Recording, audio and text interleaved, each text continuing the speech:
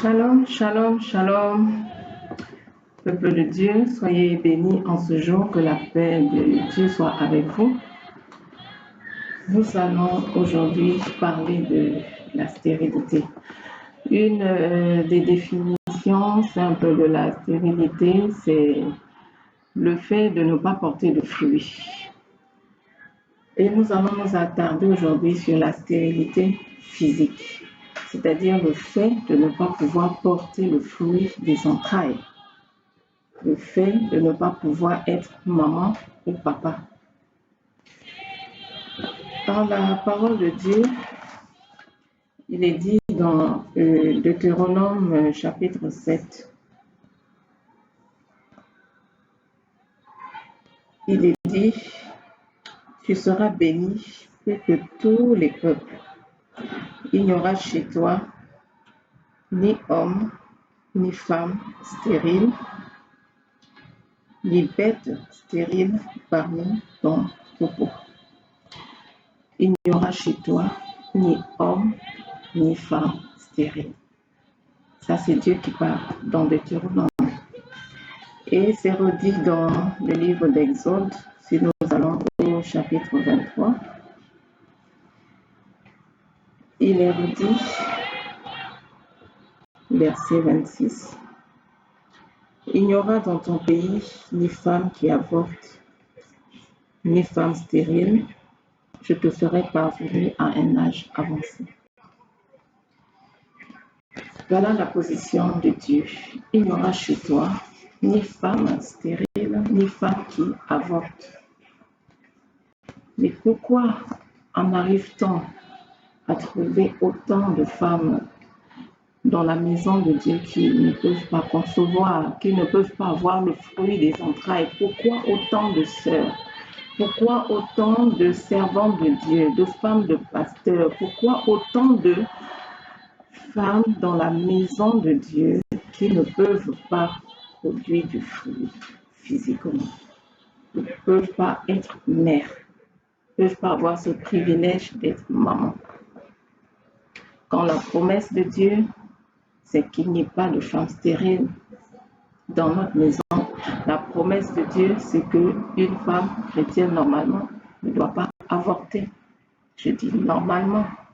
Mais pourquoi autant de chrétiennes stériles? Des personnes qui ont accepté Jésus-Christ, qui sont nées de nouveau, mais ne peuvent pas concevoir. Vous savez, il y a des problèmes qui peuvent surgir dans les vies des chrétiens, nous le savons, et qui peuvent avoir plusieurs sources. Il peut y avoir plusieurs sources à un problème. Chaque fois que vous voyez des problèmes, réfléchissez un peu par rapport à l'image d'une souche.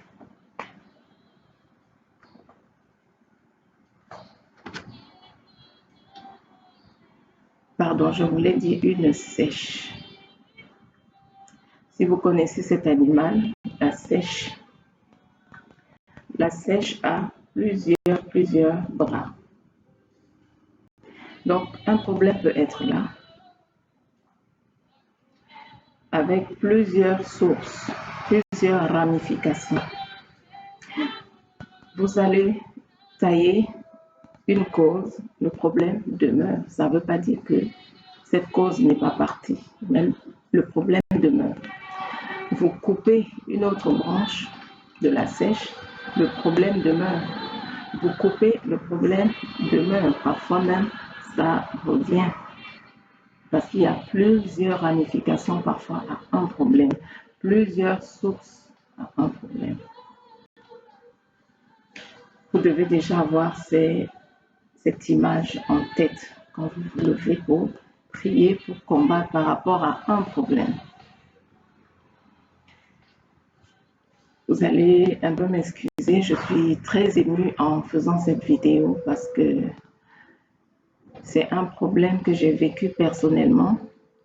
J'aurai l'occasion de faire une vidéo sur mon témoignage et c'est un problème que je ne souhaite même pas à la pire de mes ennemis.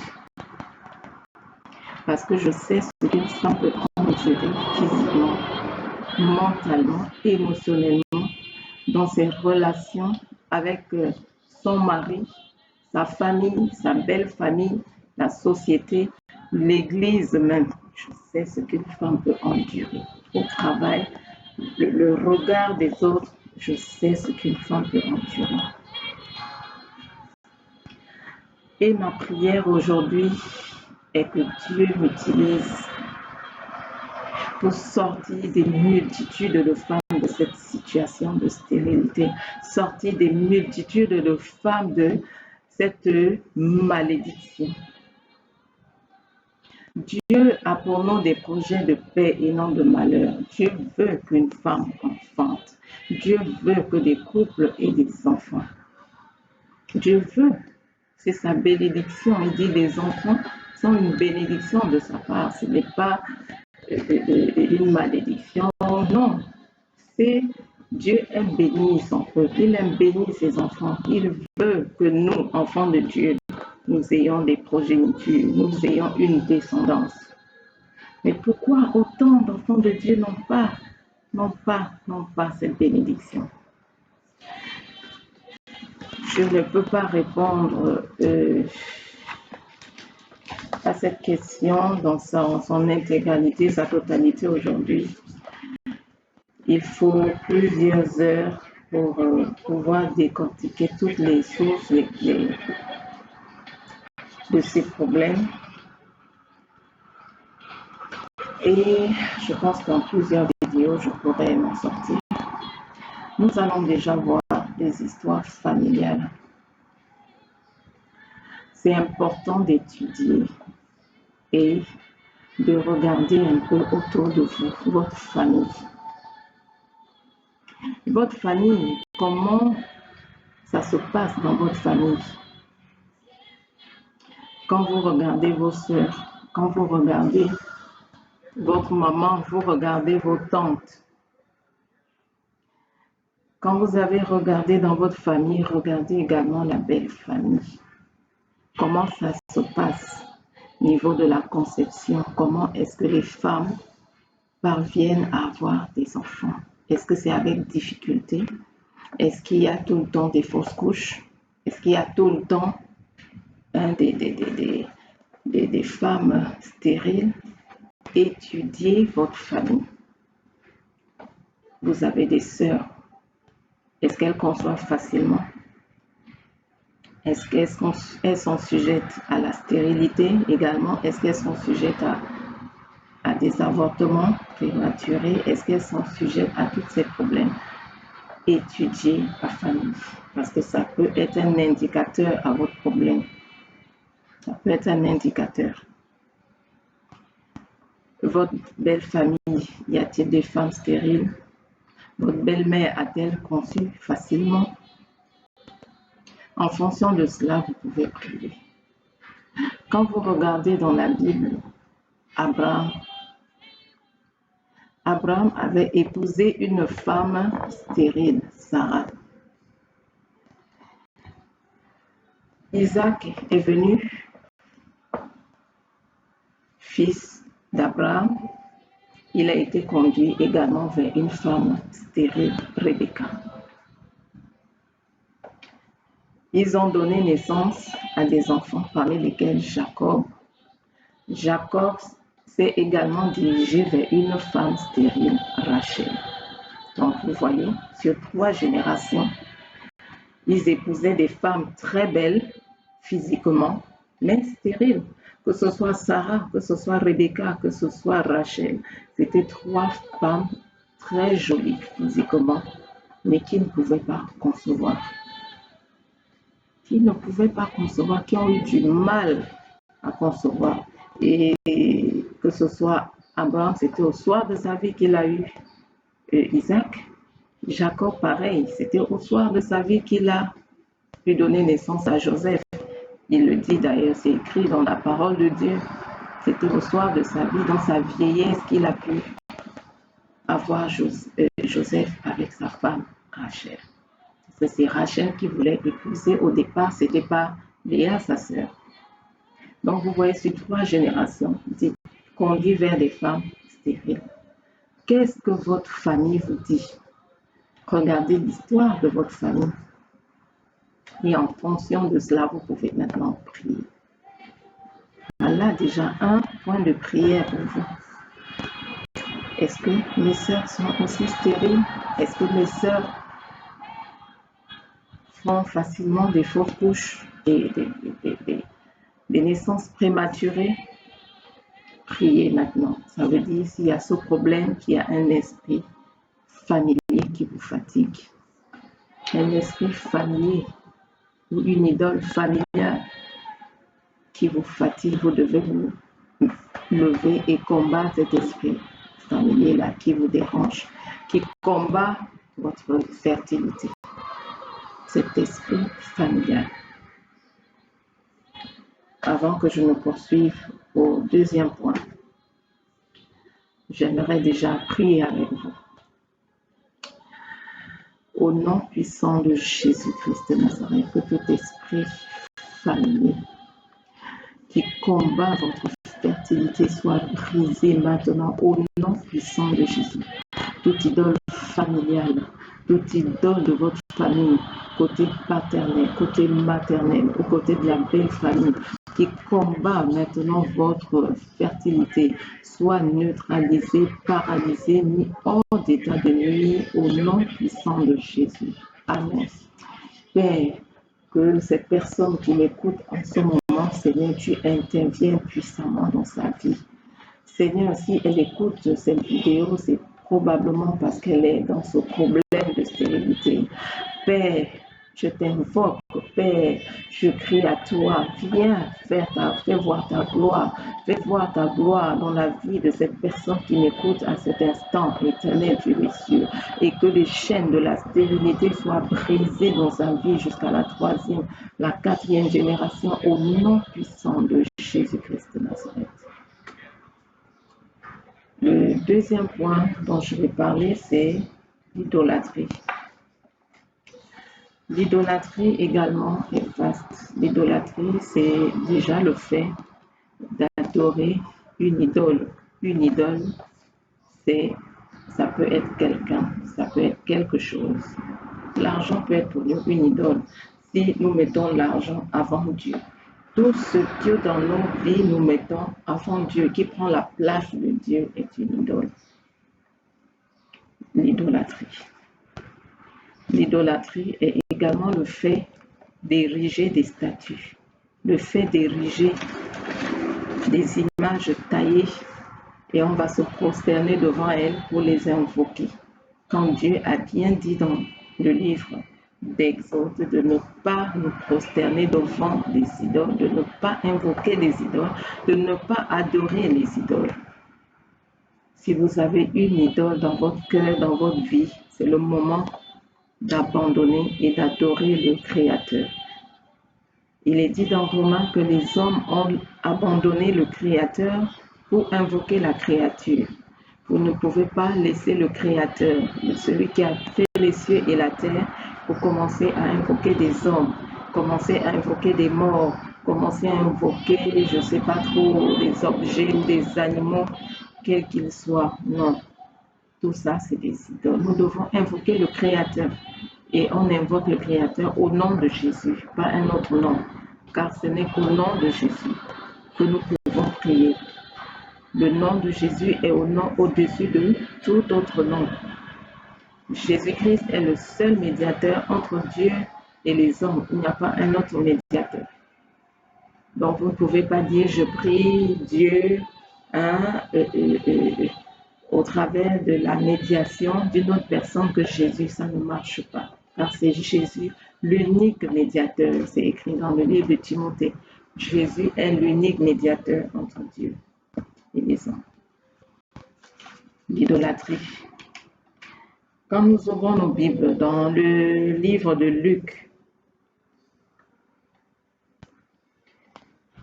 l'histoire des parents de Jean-Baptiste. C'était le sacrificateur Zacharie et sa femme Élisabeth. il nous est dit au verset 5 que Élisabeth était descendante d'Aaron, pendant que Zacharie lui était sacrificateur. Tous deux étaient justes devant Dieu et servaient Dieu d'une manière irréprochable. Ils servaient Dieu d'une manière irréprochable. Le seul problème, c'était qu'ils n'avaient pas d'enfant, car Élisabeth était stérile et ils étaient l'un et l'autre d'un âge avancé.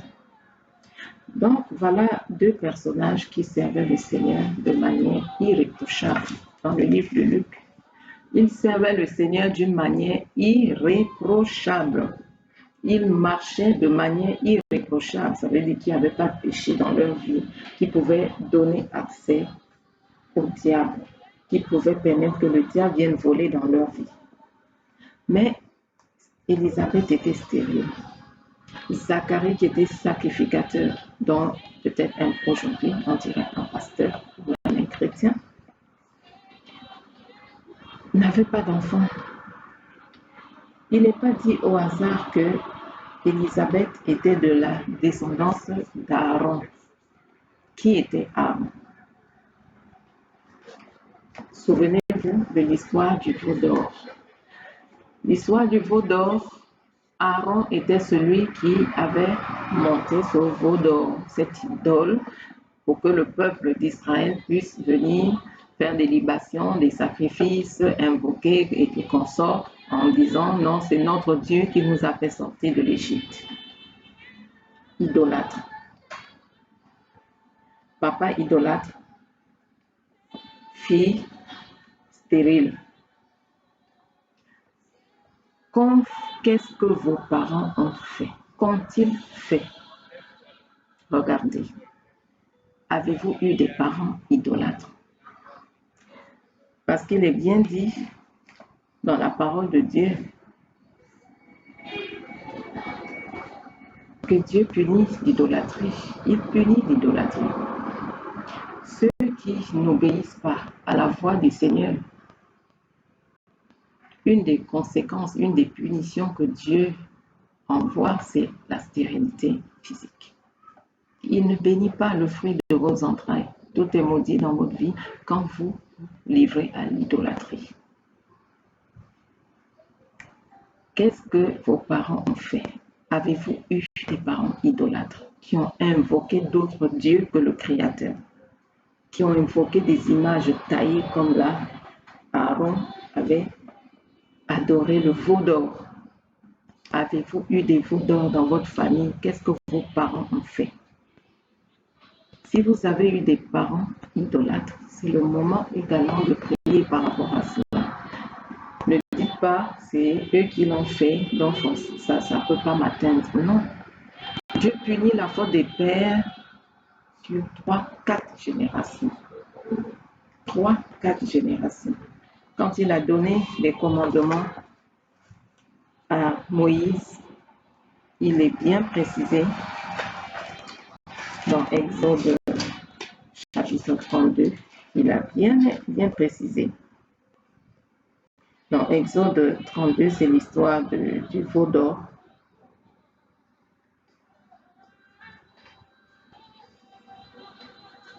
Exode 32, pour ceux qui veulent la référence, l'histoire du veau d'or, comment le peuple s'est livré à l'idolâtrie. Et les conséquences ont surgi. Les conséquences, c'était quoi? Il y a eu des morts, il y a eu toutes sortes de punitions de l'Éternel, parce que Dieu ne supporte pas l'idolâtrie. Exode 20, qu'est-ce qui est écrit? Tu n'auras pas d'autre Dieu devant ma face. Verset 3. Tu n'auras pas d'autre Dieu. Ça, c'est Dieu qui parle. Tu n'auras pas d'autre Dieu devant ma face. Tu ne te feras pas de statue, verset 4. Tu ne te feras pas de statue, ni de représentation quelconque de ce qui est en haut dans le ciel, de ce qui est en bas sur la terre, de ce qui est dans les eaux plus bas de la terre. Tu ne te feras pas de représentation. On ne fait pas d'image taillée pour se prosterner devant elle.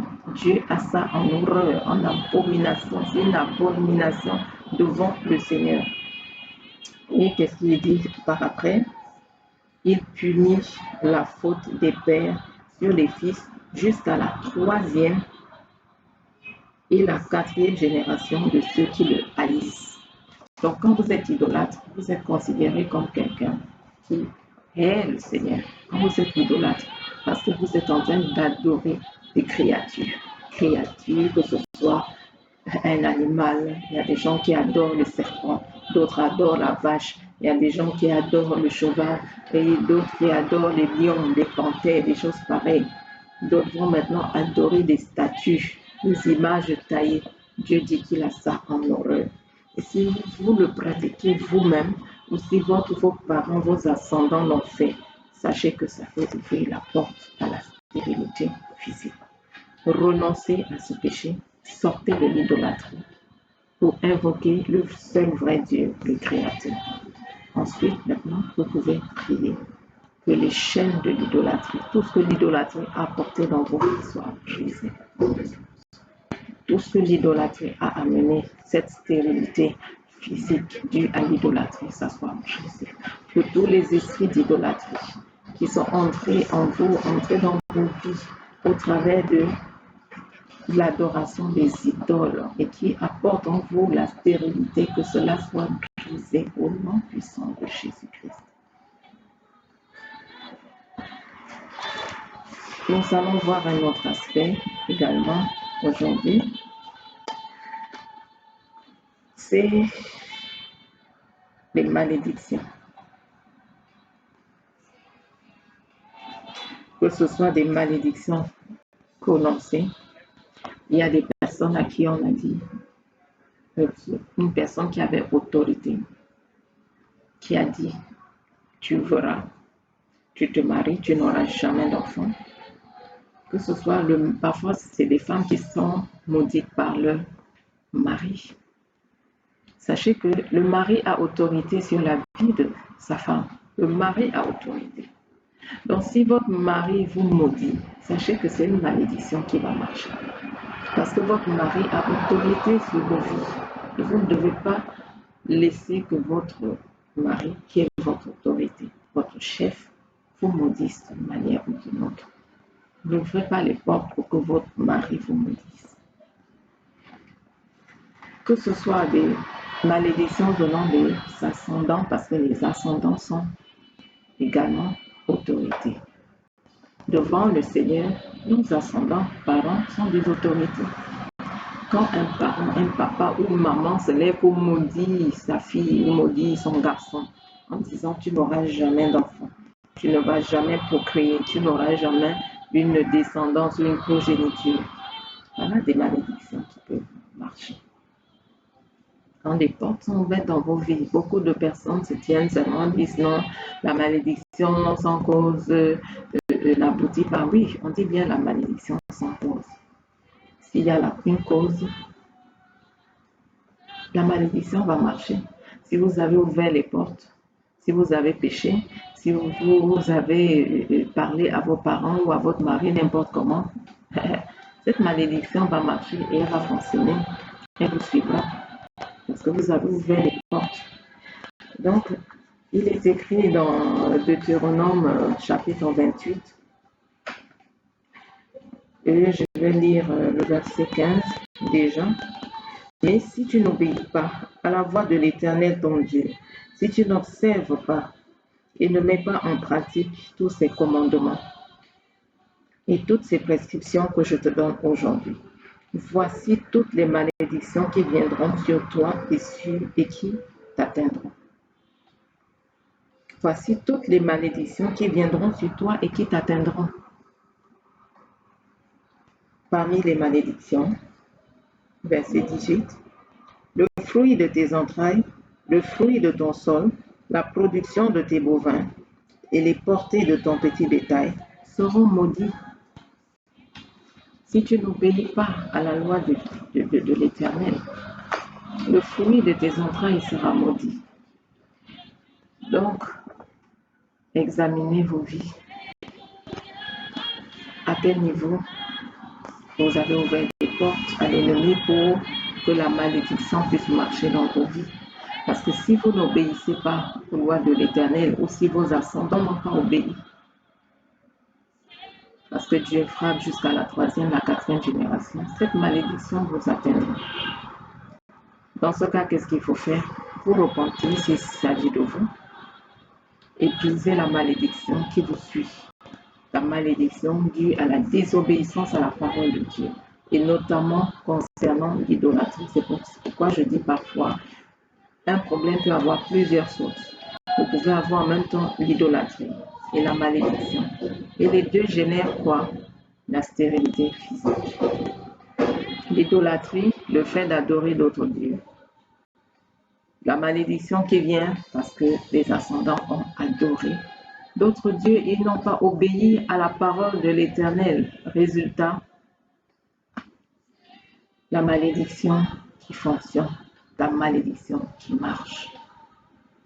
Briser, briser, briser, briser la malédiction. Que ce soit des malédictions prononcées, que ce soit des malédictions ancestrales, que ce soit des malédictions héréditaires, que ce soit des malédictions de famille. Briser ces malédictions dans vos vies. Que ces malédictions soient brisées. Et enfin, je vais parler brièvement des rêves, les rêves maléfiques. Elles sont nombreuses, ces femmes qui parviennent à concevoir, mais après, à cause d'un rêve qu'elles font, dès qu'elles se lèvent le matin, elles constatent la fausse couche. Dès qu'elles ont un petit retard, après un rêve magnifique, un rêve peut-être où elles voient qu'on les poursuit, elles vont voir des serpents, elles vont voir qu'elles ont un mari de nuit, elles vont voir dans le rêve peut-être un masque, parfois c'est un masque que les femmes voient. Bref, c'est les rêves maléfiques qui viennent et qui font en sorte que le matin, la grossesse est partie. Si vous êtes sujette à ces rêves maléfiques qui viennent vous voler la bénédiction du fruit des entrailles, il y a un processus à suivre dans la prière. Déjà, essayez de vous lever dès que vous faites ces rêves. Essayez. Je ne veux pas rappeler qu'il faut toujours prier avant de se coucher. Toujours prier. Priez avant de se coucher pour que Dieu vous garde des dévoreurs de nuit, vous garde des rêves maléfiques, que Dieu vous garde de toute attaque, que ce soit venant de la sorcellerie ou des faux dieux de votre famille qui viennent dans la nuit au travers des rêves voler votre bénédiction. Et si le rêve arrive malgré tout, essayez de vous lever directement pour prier. Parfois, c'est compliqué, difficile de se lever directement pour prier. Qu'est-ce qu'il faut faire? Quand vous vous levez le matin, avant même de poser le pied au sol, priez. Brisez la source des rêves, de ce rêve. Parce que c'est au travers des rêves qu'on vient voler, que le dévoreur vient arracher. Quand il vient déposer ses poisons en vous, c'est pour faire quoi? C'est pour détruire. L'ennemi ne vient que pour voler, pour tuer et pour détruire. Quand il vient semer l'ivraie, quand il vient semer la mauvaise semence, c'est pour faire quoi? C'est pour dévorer ce que vous avez comme bénédiction. Annulez ces rêves également. Vous annulez les rêves. Annulez les rêves. Annulez les rêves. Détruisez tous ces poisons qui ont été plantés en vous au travers des rêves. Détruisez, que ce soit des poisons déposés au travers des rapports sexuels dans votre appareil génital. Détruisez ces poisons. ces poisons sataniques, ces poisons de sorcellerie, détruisez ces poisons, détruisez ces poisons, liez ces forces des ténèbres, ces forces maléfiques, tous ces esprits, tous ces pouvoirs qui viennent dans vos rêves pour vous voler. Attaquez-vous ces puissances, qu'elles soient en vous, qu'elles soient hors de vous, qu'elles soient à distance pour contrôler vos vies. Attaquez-vous à ces forces qui viennent vous voler. Parfois, c'est le serpent qui est introduit dans votre appareil génital. Un serpent est là pour faire quoi? Pour avaler le fruit de vos entrailles, avaler vos bénédictions. Quand le serpent est là, taillez-le en 1000 morceaux. Taillez ce serpent. Cet esprit de famille, taillez-le en 1000 morceaux. Coupez ce serpent, sa tête, son corps, coupez ce serpent. Ordonnez qu'il vomisse vos bénédictions, que vos bénédictions soient vomies. Qu'il vomisse vos bénédictions, qu'il a dévorées, qu'il a avalées, qu'il vomisse vos bénédictions. Qu'il vomisse comme la baleine avait vomi Jonas, qu'il vous vomisse, qu'il vomisse toutes vos bénédictions. Qu'il vous vomisse ainsi que vos bénédictions, le fruit de vos entrailles, tout ce qui vous concerne, qu'il vomisse au nom puissant de Jésus. Au nom de Jésus. Brisez les rêves maléfiques, brisez leurs sources et brisez leurs conséquences. Brisez leurs sources, brisez leurs conséquences. Brisez les sources des rêves maléfiques et brisez les conséquences des rêves maléfiques, toutes leurs conséquences. Attaquez-vous aux forces et ténèbres qui apportent ces rêves maléfiques en vous ou à distance. Attaquez-vous à ces forces maléfiques qui ne viennent que chaque fois que vous êtes enceinte et qui viennent pour dévorer le fruit de vos entrailles. Que ce soit des forces des ténèbres qui sont en vous, ou que ce soit des forces des ténèbres qui sont au loin et qui pilotent les choses à distance, que ces forces des ténèbres lâchent prise. N'oubliez pas,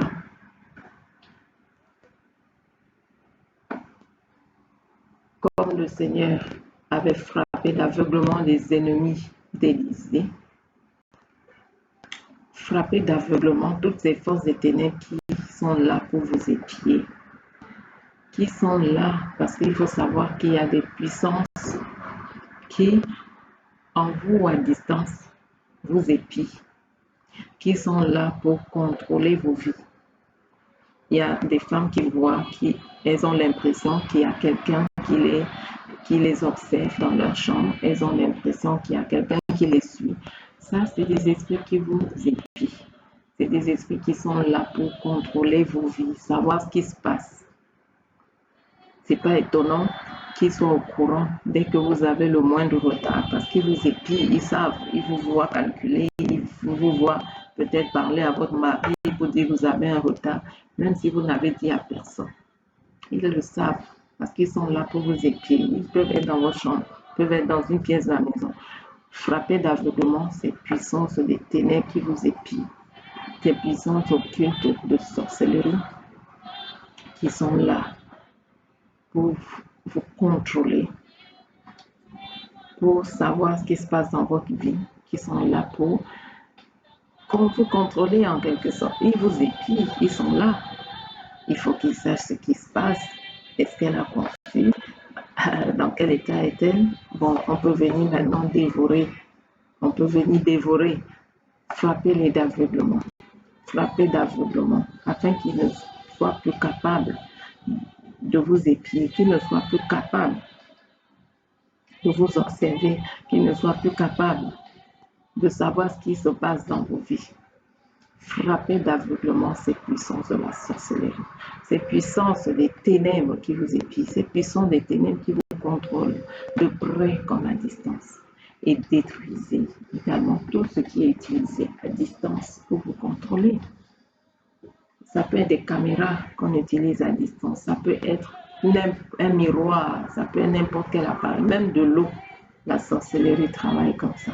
Ça peut être même une calebasse d'eau qu'on utilise avec des incantations, on sait ce qu'elle fait.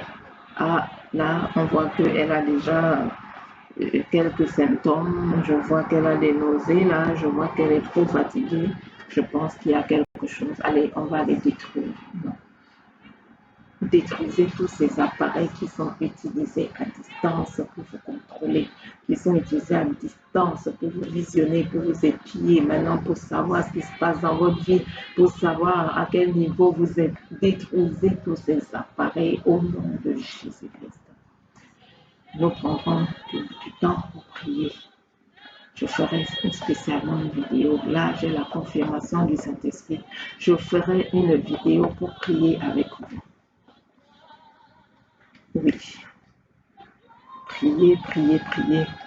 Tous ces poisons qui ont été introduits dans vos corps, ces poisons de nuit, ces poisons mystiques au travers des rêves magnifiques, que ces poisons sortent, que ces poisons sortent, que ces poisons sortent sans vous nuire au fruit de vos entrailles, que ce poison sorte de vos corps, ces poisons sortent. Tout ce qui est venu au travers des repas de nuit également. Dans les rêves magnifiques, il y a ça. Des femmes qui mangent la nuit, des femmes à qui on donne à boire, des femmes à qui on présente des cuillères avec des substances noires ou des substances d'autres couleurs, rouges, je ne sais pas. Et dès qu'elles avalent, c'est fini. C'est l'avortement. Vomissez tout ce que vous avez mangé durant la nuit, tout ce que on vous a fait manger. Vomissez maintenant. Liez tous ces esprits-là qui viennent vous nourrir. Liez toutes ces forces des ténèbres qui viennent vous nourrir durant la nuit. Liez ces forces des ténèbres qui viennent vous nourrir. Quelle que soit l'alliance que vous avez avec ces forces des ténèbres, brisez ces alliances. Que ce soit de vous-même, que ce soit au travers de vos parents, que cette alliance a été scellée. Brisez cela. Brisez cela. Brisez ces alliances. Ces pactes au nom puissant de Jésus. Vomissez tout ce que vous avez mangé. Vomissez tout ce que vous avez mangé. Vous ordonnez, vous priez comment? Je vomis tout ce que j'ai mangé cette nuit durant les rêves. Tout ce qu'on m'a donné à manger, tout ce qu'on m'a donné à avaler, tout ce qu'on m'a donné à boire. Je vomis tout cela maintenant au nom de Jésus. Si c'est un verre d'eau que j'ai bu, oui, j'ordonne que le feu de Dieu consume cette eau que j'ai bu, que cette eau tarisse maintenant, que cette eau tarisse maintenant au nom puissant de Jésus-Christ de Nazareth. Je vomis tout ce que j'ai avalé, mangé, bu durant mon sommeil, tout ce qu'on m'a donné à manger, tout ce qu'on m'a donné à boire, tout ce qu'on m'a donné à avaler de force. Je vomis tout cela maintenant au nom de Jésus. Je brise la puissance de ces aliments dans mon corps, dans ma vie, dans mon état, dans le fruit de mes entrailles. Je brise la puissance de ces repas maléfiques, de ces repas de sorcellerie dans mon être, dans mon état. Je brise la puissance maintenant au nom de Jésus-Christ de Nazareth. Au nom puissant de Jésus. Au nom puissant de Jésus. Alléluia. Alléluia. Pour aujourd'hui, on va s'arrêter là. Il y a encore beaucoup à dire par rapport à ça. On va continuer dans une prochaine vidéo. Avant de nous séparer, j'aimerais prier encore avec vous.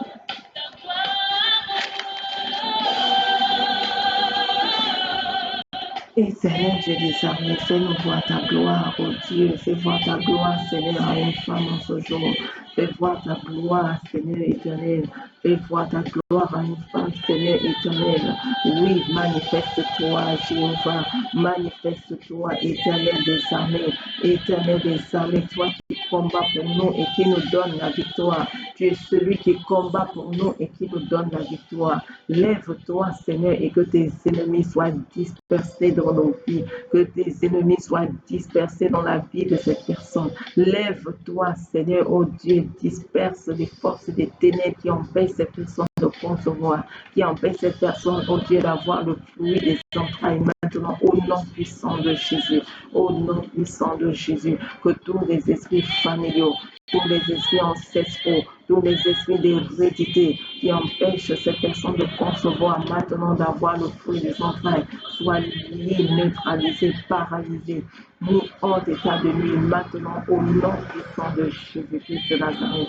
Tous les esprits d'idolâtrie, l'idole familiale côté paternel, côté maternel, qui empêche la conception, qui empêche cette personne de porter le fruit des entrailles, maintenant soit lié, soit neutralisé, soit paralysé, soit mis hors d'état de nuit au nom puissant de Jésus-Christ de Nazareth. Nom de Jésus, je me lève maintenant pour briser toutes les malédictions dans ta vie, malédictions familiales, malédictions ancestrales, malédictions héréditaires, maintenant les malédictions prononcées, toutes les malédictions maintenant qui sont là pour t'empêcher d'avoir le fruit des entrailles, que ces malédictions soient brisées dans ta vie jusqu'à la 3e, la 4e génération, maintenant au nom de Jésus, pour ces esprits chargés d'appliquer d'accomplir ces malédictions dans cette vie. Je vous ordonne de lâcher prise maintenant. De lâcher prise maintenant au nom de Jésus qui est au-dessus de tout nom, qui peut se nommer dans le siècle présent comme dans le siècle à venir. Oui, au nom de Jésus, tout genou fléchit dans les cieux, sur la terre, sous la terre. Vous fléchissez le genou, vous fléchissez le genou, vous n'avez pas le choix. Vous fléchissez le genou maintenant. Jésus-Christ a dit, oui, il n'y a dans notre maison aucune femme qui avorte, aucune femme stérile. Oui, la stérilité est vaincue, brisée dans la vie de cette personne maintenant, au nom puissant de Jésus. Au nom de Jésus, toi qui apportes des rêves maléfiques, toi qui viens dans cette vie avec des rêves maléfiques, je t'ordonne au nom de Jésus de lâcher prise maintenant. Je coupe tout lien que tu as avec cette personne maintenant au nom puissant de Jésus. Je brise la puissance des rêves maléfiques maintenant dans ta vie. Je brise la puissance des rêves maléfiques au nom de Jésus. Je brise leur cause, je brise leurs conséquences maintenant au nom de Jésus. Tout ce qui était introduit dans ton corps au travers des rêves maléfiques, tout ce qui était introduit dans ton corps, maintenant j'ordonne que cela sorte sans aucune autre forme de procès. Que tout cela sorte de ton corps, tout ce qui était introduit dans ton corps au travers des rêves maléfiques, tout ce qui était introduit dans ton corps au travers des rêves maléfiques, des rêves maintenant où tu manges, des rêves où tu as des rapports sexuels, des rêves où tu vois des animaux et autres, quel que soit le rêve maléfique, tout ce qui était introduit en toi au travers de ces rêves, soit brisé, détruit, annulé maintenant au nom de Jésus-Christ de Nazareth. La puissance des rêves maléfiques est à jamais brisée dans ta vie et leurs auteurs liés, mis hors d'état de nuit maintenant au nom de Jésus, au nom puissant de Jésus, au nom de Jésus. J'ordonne à la bénédiction maintenant du fruit des entrailles de s'attacher à toi, que la bénédiction du fruit des entrailles s'attache à toi maintenant au nom de Jésus, au nom puissant de Jésus. Alléluia. Merci Seigneur. Oh, fais-nous voir ta gloire, Seigneur. Fais-nous voir ta gloire, Seigneur. Oui, oh Dieu, fais-nous voir ta gloire. Car tu as promis, Seigneur, tu as promis d'être avec nous. Tu as promis, Seigneur, oh Dieu, de nous bénir.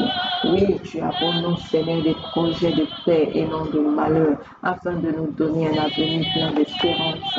Oui, Seigneur, fais-nous voir ta gloire. Fais-nous voir ta gloire, mon Dieu. Oh, ta gloire, Seigneur. Fais-nous voir ta gloire, Seigneur. Fais-nous voir ta gloire, Jéhovah. Fais-nous voir ta gloire, éternel Dieu des amours. Fais-nous voir ta gloire, ô Seigneur. Fais voir ta gloire. Ô Père, multiplie les témoignages. Multiplie les témoignages, Seigneur, ô Dieu, de ton intervention. Multiplie les témoignages, Seigneur, ô Dieu. Multiplie, Seigneur, les témoignages de ton intervention puissante, ô Dieu. Oui, car tu es le Dieu. Oui, qui prend la femme stérile pour la faire, ô Seigneur éternel, habiter dans une maison comme une mère joyeuse au milieu de ses enfants. Oui, éternel, tu n'as pas changé. Tu es le même hier, aujourd'hui, éternellement. Étends ta main, glorifie ton nom, manifeste ta toute puissance éternelle. Oh Dieu, nous t'appelons, nous t'invoquons. Glorifie ton nom. Oh, manifeste-toi, Seigneur, car tu es le Dieu qui peut tout. Tu es le Dieu qui peut tout. Rien ne t'est impossible, Jéhovah. Rien ne t'est impossible, Éternel des armées. Rien ne t'est impossible, Jésus-Christ. Rien ne t'est impossible. Rien ne t'est impossible. Tu peux tout. Tu peux tout. Tu peux tout. Rien ne t'est impossible. Glorifie ton nom, Seigneur, ô Dieu. Glorifie ton nom, Seigneur. Glorifie ton nom. Alléluia. Oh, fais-nous voir ta gloire, Seigneur. Fais-nous voir ta gloire. Fais-nous voir ta gloire, car tu n'as pas changé. Fais-nous voir ta gloire, tu n'as pas changé. Brise les chaînes de la stérilité, Seigneur, dans nos vies. Brise les chaînes de la stérilité. Brise les chaînes. Brise les chaînes de la stérilité. Brise les chaînes de la stérilité, Seigneur. Oh Dieu, viens, oh Père. Brise les chaînes de la stérilité. Jésus-Christ est apparu afin de détruire les œuvres du diable. Détruire les œuvres du diable dans cette vie. Détruire les œuvres du diable dans cette vie. Toi qui es apparu afin de détruire les œuvres du diable. Oui, détruire ces esprits de stérilité. Détruire la source de la stérilité dans cette vie. Détruire la source et les sources de la stérilité dans cette vie, Seigneur. Détruire, Seigneur. Détruire, Seigneur. Oui, tu as apparu afin de détruire les œuvres du diable. Étends ta main, Seigneur, dans cette vie. Étends ta main, Seigneur. Étends ta main. Étends ta main. Détruis, Seigneur. Détruis, Seigneur. Détruis, Seigneur, toutes les œuvres du diable. Les œuvres du diable. Les œuvres d'infertilité. Détruis, Seigneur, détruis. Seigneur, détruis. Seigneur, détruis. Tu es le même, hier, aujourd'hui, éternellement. Oui, je reconnais que tu peux tout et rien n'était impossible. Rien ne t'est impossible. Rien ne t'est impossible. Je reconnais que tu peux tout. Je reconnais que tu peux tout. Et rien ne t'est impossible, Seigneur. Fais-nous voir ta gloire. Fais-nous voir ta gloire. Tu es le Dieu tout-puissant. Tu es le Dieu tout-puissant. Brise les chaînes. Brise les chaînes de la stérilité, Seigneur, dans cette vie. Au nom puissant de Jésus. Que ta lumière apparaisse et que les ténèbres s'enfuient. Et que les ténèbres s'enfuient.